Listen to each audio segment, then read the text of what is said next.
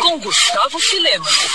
Gênio, temperamental, amigo fiel, uma pessoa difícil de se lidar. Você pode classificar John Byrne da forma que quiser, mas é impossível não citar o quadrinista como um dos principais nomes do universo da nona arte. Afinal, o Byrne é responsável por algumas das principais revoluções do universo dos quadrinhos, seja com a reformulação do Superman na DC, após Crise nas Infinitas Terras, ou com o resgate histórico e ao mesmo tempo inovador do Quarteto Fantástico na Marvel. Sim, é bem verdade que o desenhista e roteirista tem uma carreira longa e cheia de atritos, com brigas e polêmicas em diferentes editoras, mas nada que retire ou diminua sua importância. Fã de Byrne, Rodrigo Talayer decidiu prestar homenagem ao ídolo e escreveu o livro John Byrne, O Gênio Indomável, obra que narra a história do quadrinista em ordem cronológica. Com mais de 500 páginas, o material é fruto de uma extensa pesquisa e não se trata de uma simples compilação de entrevistas. O livro traz informações sobre a vida e obra do artista, além de diversas ilustrações no trabalho dele, nas editoras Charlton Comics, Marvel, DC, Dark Horse e IDW.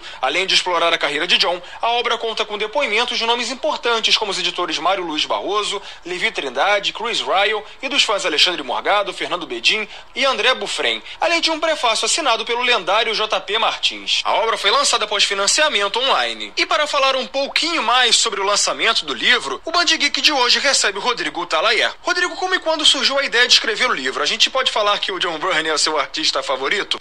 Bom, a ideia de escrever o livro sobre o John Byrne, ela surgiu depois de um bate-papo com o Alexandre Morgado, que é o autor do livro Marvel Comics, a trajetória da Casa das Ideias no Brasil. E aí me deu esse insight aí de fazer uma homenagem definitiva ao John Byrne, reunindo tudo que eu pudesse de material em relação à obra dele.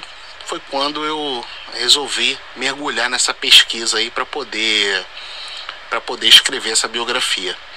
E definitivamente o John Byrne é o meu artista preferido.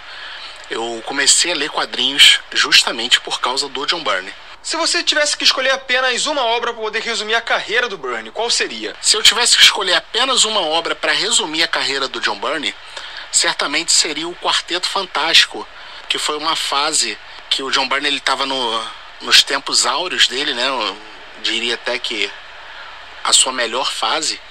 E foi um trabalho que ele fez praticamente sozinho. Ele ficou quase 6 anos à frente do Quarteto Fantástico e ele fazia os roteiros, fazia a arte final durante grande parte do run dele no Quarteto Fantástico. Então, assim, eu sei que muitos fãs se dividem entre Quarteto Fantástico e X-Men, mas se tivesse que escolher apenas uma obra, seria o Quarteto Fantástico do John Byrne. E Rodrigo Byrne sempre teve um temperamento, digamos, difícil, né? Colecionando brigas, inimizades ao longo da carreira. Como é que foi abordar essa questão no livro? Ainda mais levando em consideração a importância dele em momentos considerados cruciais, né? Nas trajetórias da Marvel e da DC. Tem um capítulo no livro que ele se chama justamente Polêmicas, e em que eu trato dessas questões aí, dessas brigas aí que o John Byrne arrumou ao longo da carreira dele, e que não foram poucas, né?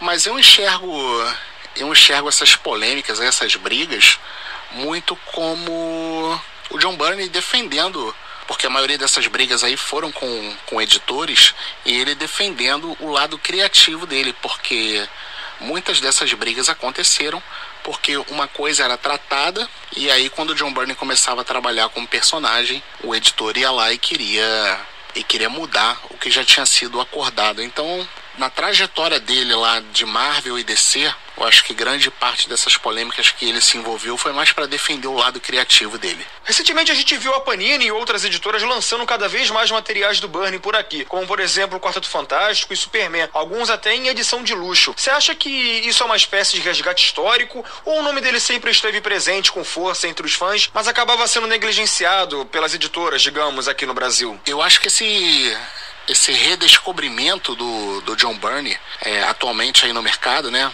com essas publicações aí recentes, eu acho que a Panini acabou percebendo que o John Byrne, ele tem muita força aqui no Brasil, tem muitos fãs ainda, muitos leitores que consomem o trabalho do John Byrne, né, leitores potenciais.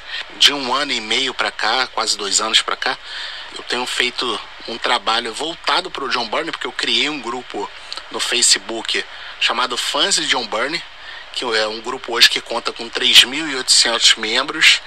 Criei um canal para debater sobre os trabalhos do John Byrne.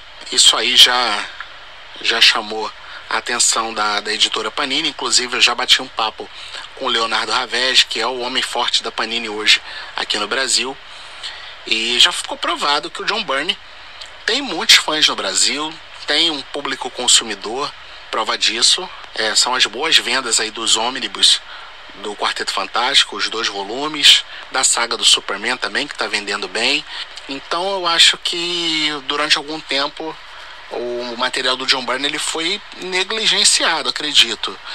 Mas tem mais coisa aí que a Panini pode futuramente publicar, porque muita coisa não foi publicada no Brasil, né? Então tem muita coisa do John Byrne ainda que pode sair aqui no Brasil, sim. Como é que foi o trabalho de pesquisa para poder elaborar, para poder escrever o livro? A pesquisa para elaborar o livro, ele é uma narrativa, né, em ordem cronológica da vida e da obra do John Byrne. Então foi uma pesquisa que deu bastante trabalho, porque eu fiz baseado em entrevistas do John Byrne, material que eu coletei em revistas, livros, internet. Consegui conversar com o agente do John Byrne, o Chris Ryall, que foi um cara que me tirou muitas dúvidas sobre o John Byrne, me contou muitas histórias sobre os 16 anos deles trabalhando juntos, do John Byrne na editora IDW. Então, assim, foi um trabalho árduo, mas bem prazeroso, bem satisfatório.